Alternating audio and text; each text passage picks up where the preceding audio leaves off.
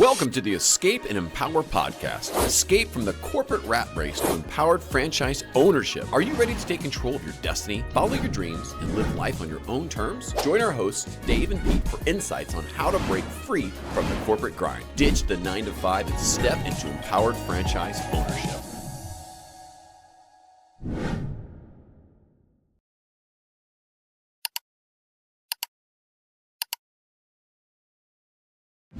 Good morning, Pete. Good morning, Dave. What makes it such a good morning, Pete? Oh, I got to tell you, any day you're alive and you're an entrepreneur, it's a good day. I got to tell you, right? Yeah. So I'm happy every day. That is good. We're going to talk about the lifestyle of an entrepreneur in a future episode, but it's true. Being the captain of your own calendar gives you those sense of freedoms, but it's been a really good week. A lot happening this week. Hire yourself. You're filled with candidates. I am as well.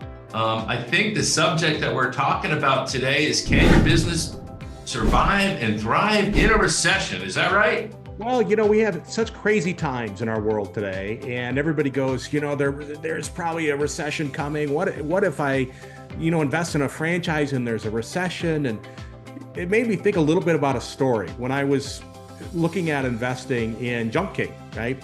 Right. And I decided that I was going to move forward, but I was really worried. I had to write a big check to get into Junk King. And I called my mentor and I said, listen, man, if this thing doesn't work out, I'm financially screwed. I'm supporting a family of 6. I'm the single provider. This is a big part of our savings. If this thing doesn't work out, I'm in trouble. And he kind of talked me through a little bit about, hey, listen, you got the corporate experience, you're going to be fine. But then I started on, it might not be a good time economically. It might be a tough time. The economy's slow. And he said something to me. He goes, Pete, do you invest in the stock market? I said, absolutely. And he goes, okay, so you invest in the stock market. Now, do you time your investments or you just get in and go? I said, no, you just get in and go. He goes, well, Pete, the economy is just like the stock market. It's going to go up and down. It's just, that's right. The nature of it. Right. And you can't time when you get into business. You just got to get in and go. Now, with that said, what we're going to talk about today, I think, is some businesses that, okay, if we do have a recession, they would be recession resistant, right? The idea is that it can't ever be recession-proof, but they're going to weather the storm a little bit more. But again, you can't time when you go into business, but if you are looking for businesses that are recession resistant, so we'll talk about that a little bit today of, hey, what could weather a storm? So I love that, Pete. Essential businesses, right? Maybe not for you, but maybe for me, just a little. Our hair continues to grow, right? And it needs to be taken care of. So I love beauty and wellness, and we'll talk about that. Yeah. We'll go down the thing. So I think one that as things tighten up, and it's not my favorite category, but fast food restaurants, irregardless, good times, bad times, they're going to continue to do well in recessions. And people even pull back from going to restaurants and do more fast food. Yeah, I totally get that. The second category is, it's kind of near and dear to my heart. We've all been through this. I know, Pete, you've been through this, and I'm going through it with my parents, right? One is aging and needs independent living, and one has dementia and needs memory care. But senior care franchises, with the aging population we have and the natural demand for senior care services, unfortunately and fortunately, there's a solution for it, but unfortunately it remains steady regardless of economic conditions. Wouldn't you agree with that? Yeah, I think there's no way supply keeps up with demand in terms of all the people getting older and needing a little additional help, whether it's your parents or my parents. My mom needed extra help in her assisted living place. And so we put some people in there to kind of help her with things. And that's really important. Or even we used another business to help her find a memory care location for her, right? So there's many aspects of it, but bottom line, it's an industry that, irregardless of what happens with the economy, people are getting old and they need extra assistance. And as families now are living in different cities, or they just are busy with their families, their overall kind of work and everything else, bottom line is they need help, and that is a huge industry that is tied around senior care. Right, right. But people always need to take out the trash. Any thoughts around that? Well, I think about, when we talk about cleaning, you have those office buildings, you have homes, and bottom line, irregardless, you have to have those clean, especially the office buildings. It doesn't matter if it's a good economy or bad economy, you need to be able to have those commercial cleaning services. My wife would say even residential, right?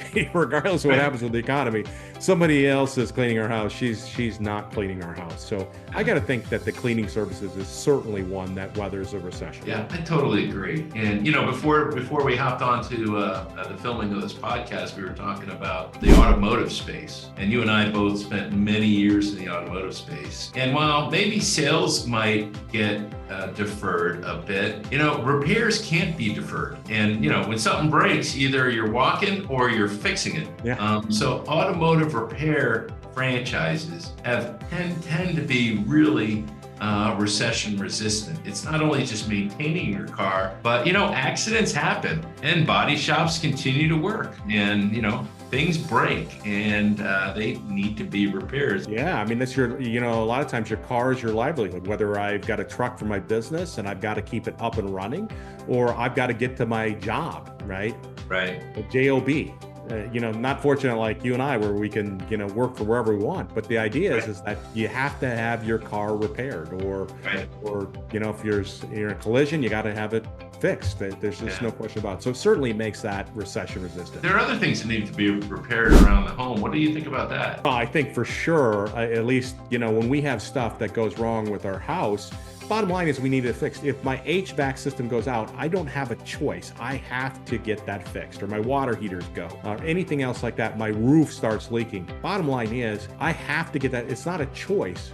Irregardless if the economy is good or bad, I've got to have that stuff fixed. Right. When things break, again, they need to be fixed. And they need to be maintained. And HVAC is a great example. I think it was even pandemic resistant because that needs to be improved. Not only improvement in the essential things around your home, I like to talk about health, beauty, and wellness. While some people think, there's a bit of discretionary spending, but there's a lot of things that people will prioritize in hard times. Beauty certainly is one of them, right? Whether it's your hair, whether it's your nails. Mental health is certainly another one that needs to continue, but also fitness and wellness. Do you think about health and fitness franchising? I think a little bit about what I heard from a private equity group that bought a large boutique fitness concept, and they spent a lot of money on it. And what they talked about is that they were comfortable with it because they didn't believe that it would do bad during a recession. They believe that bottom line is that when the economy is bad, people can only control the things that they can control. I can't control the economy. I can't control my job or anything else, but I can control how I feel about myself. So people during tough times will invest in feeling better, living a better life, doing that Pilates, doing whatever it may be. And they'll also invest in beauty. So things that I can feel better, look better, even during tough times, they continue to do that. And that's always kind of stuck in my head. And I truly believe that. One thing I love about that category, we talked about essential services in automotive and stuff around your house. And we'll talk probably later about more essential services in the B2B space. But the thing about health and wellness and fitness is they tend to be recurring revenue businesses because, your hair grows, it needs to be cut, needs to be cut, needs to be cut. Well, you're taking a shot at me. I get that. I know, Pete, but let's just think of beautiful Shannon, right? And, and Laurie, our wives are going to give up a cup of coffee before they give up their beauty routine. Absolutely. And also, they're not going to switch barbers like you and I switch barbers, which for you, you're just going from one razor to the other, but I actually still go to a barber. But they're not, they're intimate services. You get to know your service provider, even like assisted stretching. I know Kaylee, I go to assisted stretching twice a week and she just knows what I need to work on. Yeah, there's notes in it, but I go back twice a week and it's a recurring revenue business, which is really nice. So there's one thing, that is always guaranteed besides death. And what is that? Well, that is certainly from the standpoint is that we talk about taxes, right? You're going to, right? You're always going to have to pay taxes. And so I think tax preparation is one where, regardless of what happens, people are going to need help doing their taxes. Right. And what about taking care of the little ones? Have you thought about, childcare franchises? I really haven't played much in this sector, but that demand doesn't go away, does it? Well, it's like seniors, right? Irregardless of what happens, you're going to take care of your parents, and you're also going to spend money on your kids, irregardless. And you have, 2 wonderful kids. I've got 4 wonderful kids. And when they were growing up, we would spend money on them no matter what. Good economy, bad economy, we would spend money to get them that extra tutoring or that sports training or anything that they needed. We're going to invest the money in our kids. So whether it is preschool, whether it is tutoring, whether it is anything you can think about, when we talk about kids, even during slow times, people will continue to spend money on their kids. It's funny because now it's true for pets, right? People are spending money on pets like they're spending money on their children.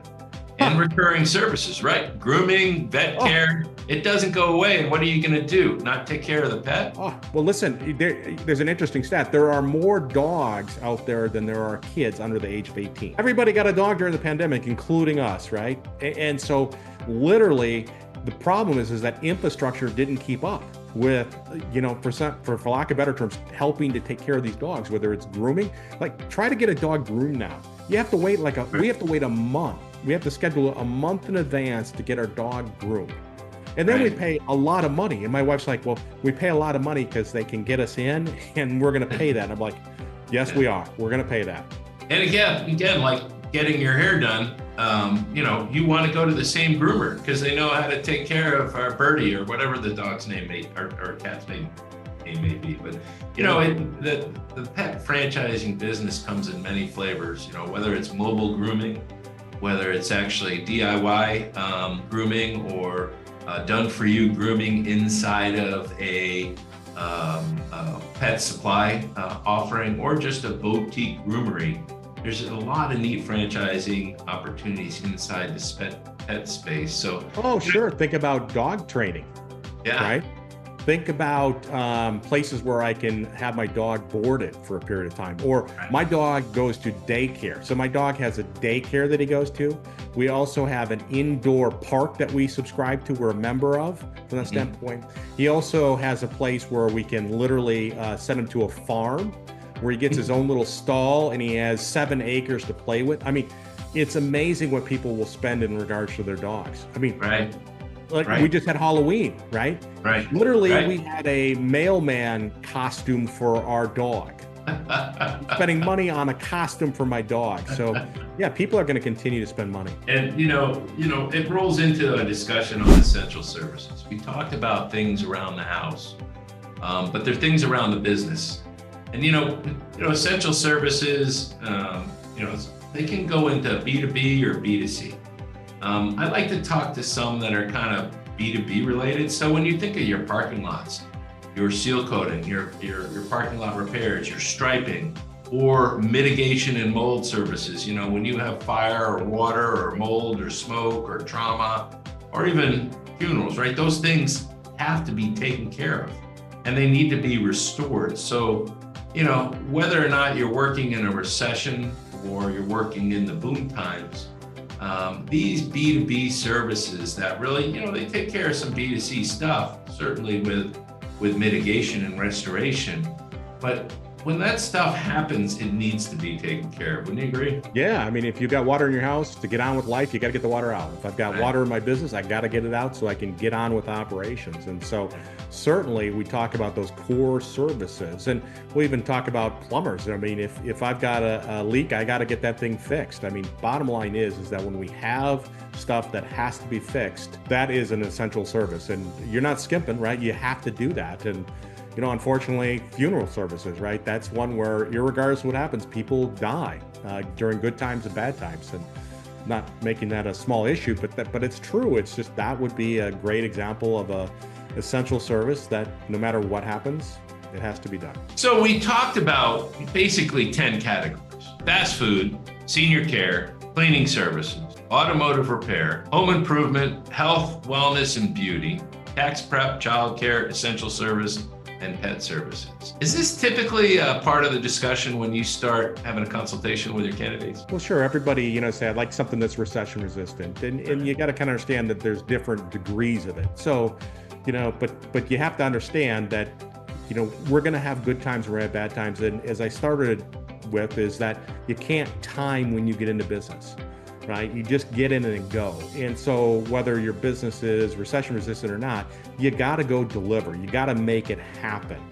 But if you are looking for a recession resistant business, these are really 10 great categories to take a look at. And the neat thing about these 10 great categories, one part that you and I speak with all our candidates about is, okay, let's talk about the characteristics and how they match up with your skill set. So, are you a B2C person and you're totally comfortable with customer acquisition, or are you a B2B person where you want recurring revenue, or do you want to stick in the service base and try to stay a little more capital efficient on your investment, or are you comfortable and maybe looking at facility-based stuff where you might get professional level employees, recurring revenue?